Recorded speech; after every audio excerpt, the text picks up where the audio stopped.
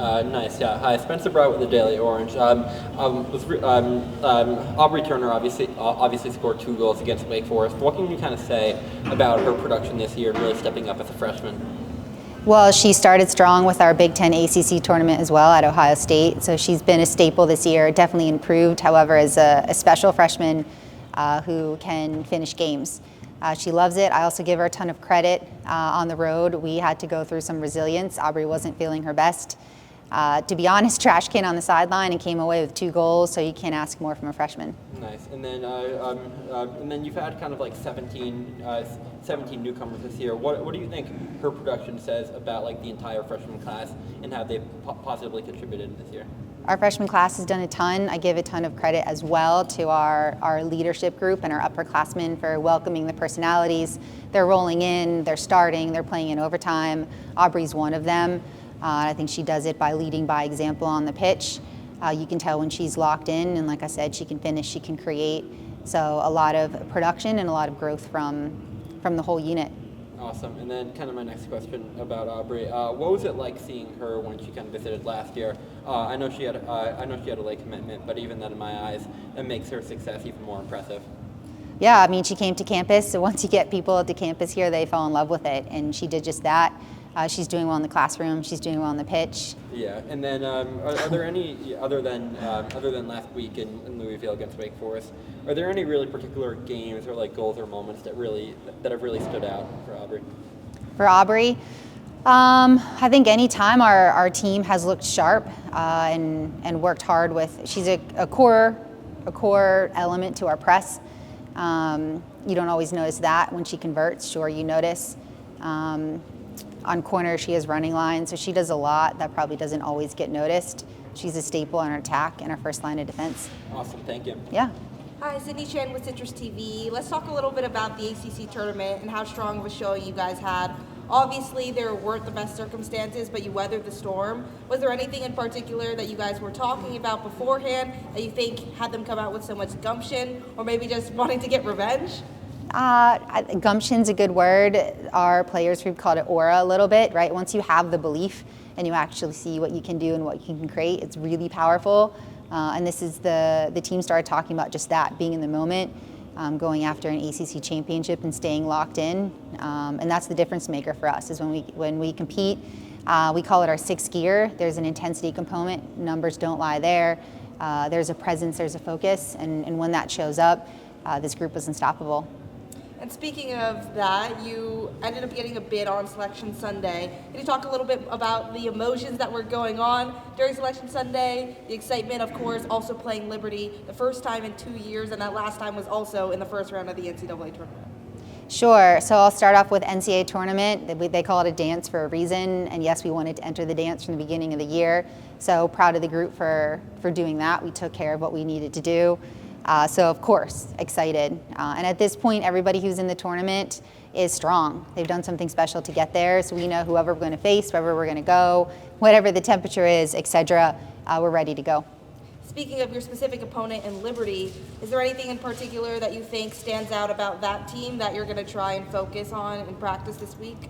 Ultimately, the focus has to be on ourselves, what we can control, how we're going to show up. Every team has some elements that we'll be prepared for. At the end of the day, it's going to be about us. Just last question. Yeah. What are some of the specifics that you are planning on working on this week? Again, it's more so how we control our shape and what we want to do. Liberty has a variety of attacking corners, so that's something we'll hit. Transition speed to attack, very aggressive attack. So, those are some of the small things. However, again, it's us. Thank you. Yeah. Coach, you talked about yourself and what you kind of want to prove to the, in the first round of the NCAA tournament. For you, what does this group identity kind of look like, and what are you kind of trying to show to the entire country this week? That is a good question. I think this group is really excited to show up as a team who works for each other, loves to play, and is really locked in, loves to defend for each other, will attack aggressively, whether it's on the ground or in the air. Ultimately, they want to show how much fun they have playing together.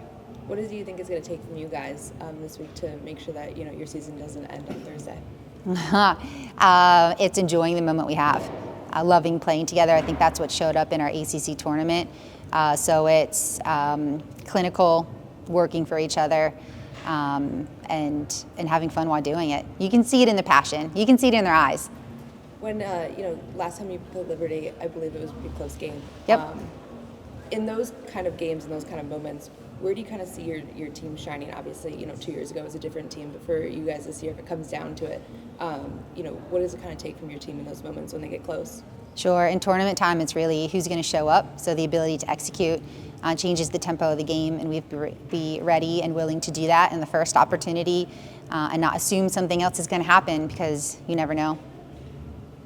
Yeah, and then Coach, going back to Henry Daly, David Orange, going back to Spencer's question earlier about the newcomers, what does it mean to have someone with Danique's level of experience come in and just be able to stabilize that back line and starting all 18 games, the recent goal against Louisville?